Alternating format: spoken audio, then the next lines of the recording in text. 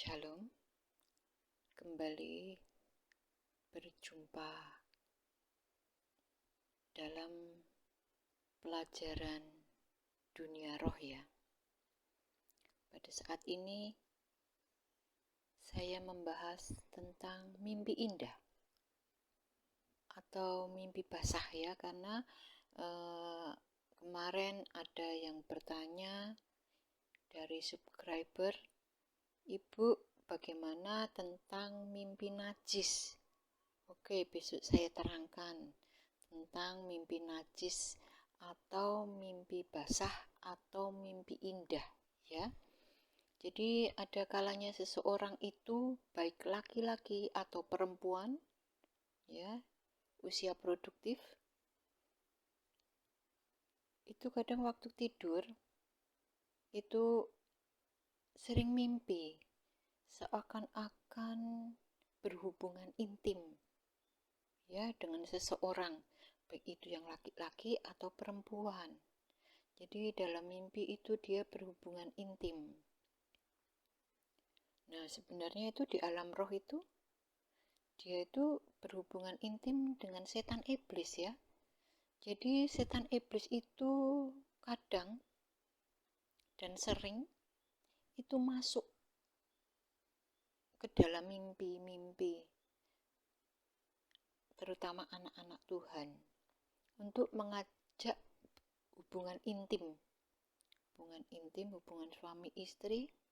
Untuk apa? Untuk menyedot power ya, disedot powernya.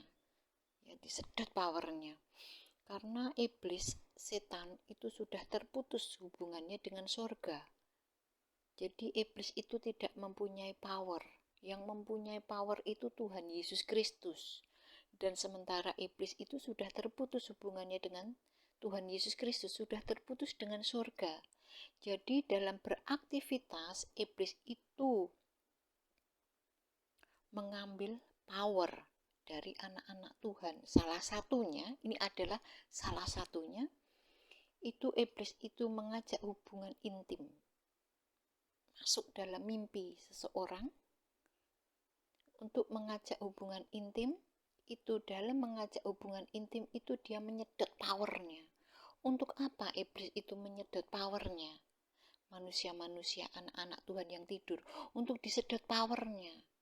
Setelah disedot powernya, ini powernya iblis ini, powernya anak-anak Tuhan ini disedot iblis untuk menyerang anak-anak Tuhan yang lain, untuk disedot untuk menjatuhkan anak-anak Tuhan yang lain.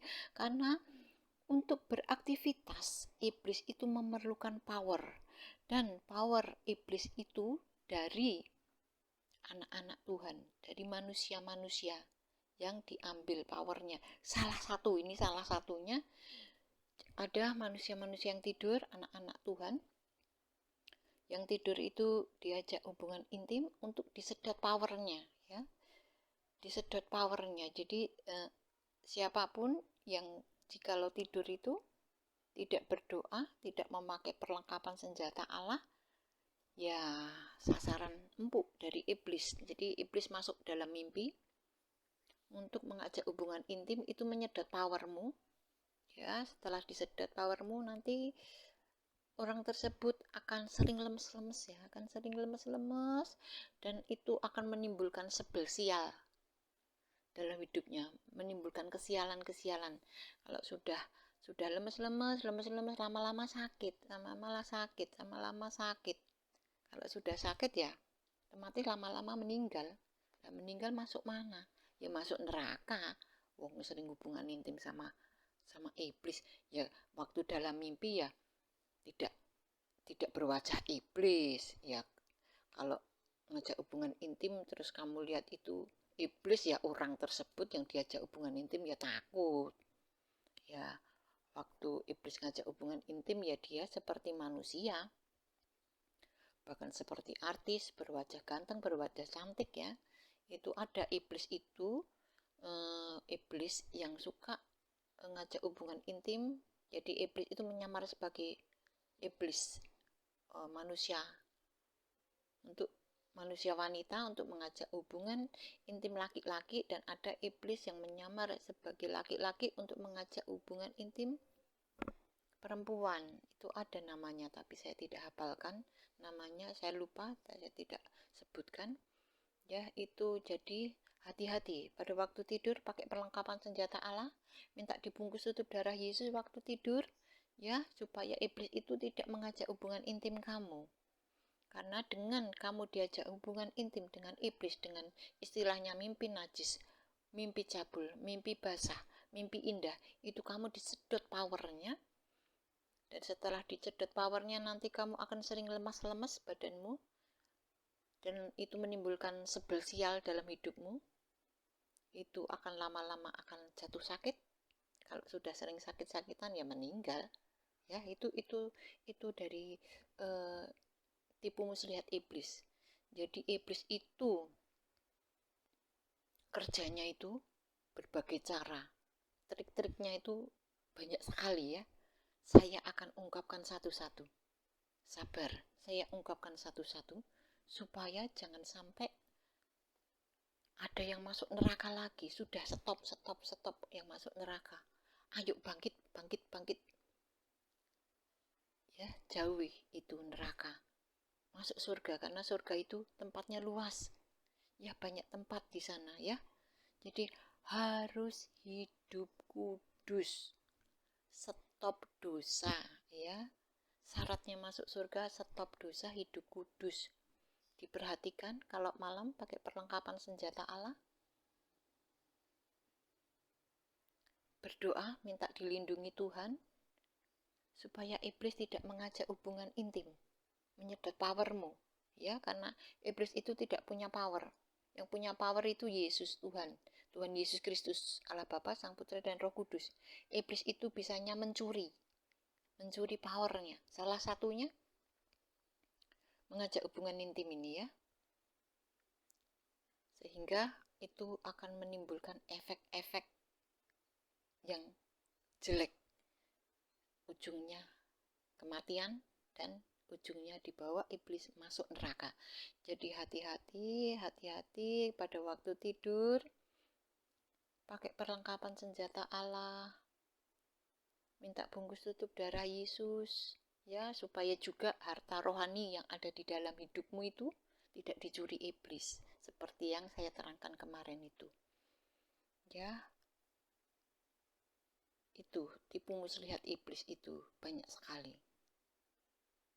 Makanya belajar supaya mengerti apa saja tipu muslihat iblis di dalam kehidupan manusia di bumi ini, apa saja, supaya kita terhindar dan hidup bagi Tuhan, hidup kudus, hidup suci, stop dosa ya, harus stop dosa, karena ujungnya kita akan masuk dalam kerajaan surga ya.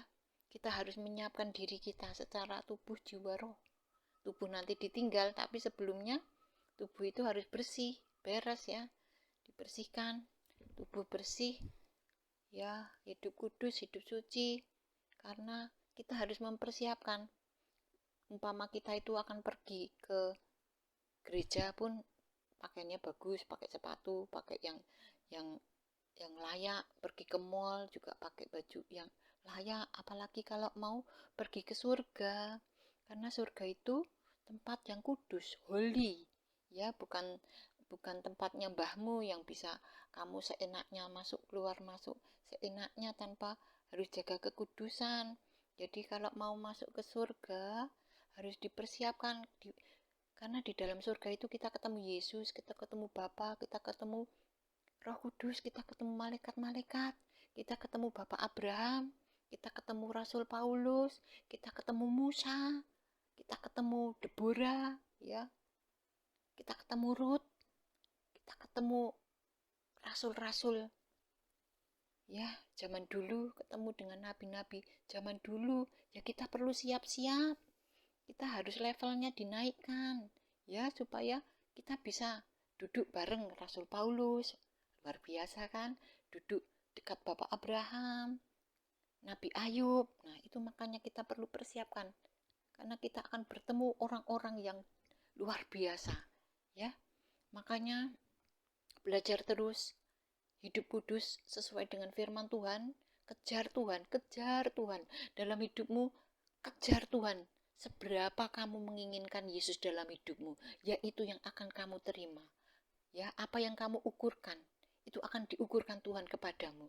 Kalau kamu menginginkan Yesus 20% dalam hidupmu, ya Yesus akan masuk dalam hidupmu 20%. Kalau kamu menginginkan Yesus 50% masuk dalam hidupmu, ya Yesus akan masuk dalam hidupmu 50%. Kalau kamu menginginkan Yesus 100% bahkan lebih, maka seperti yang kamu inginkan akan terjadi dalam hidupmu. Mengapa orang pergi ke gereja tidak berdampak? Karena sepertinya itu hanya kewajiban. Pergi ke gereja, pulang.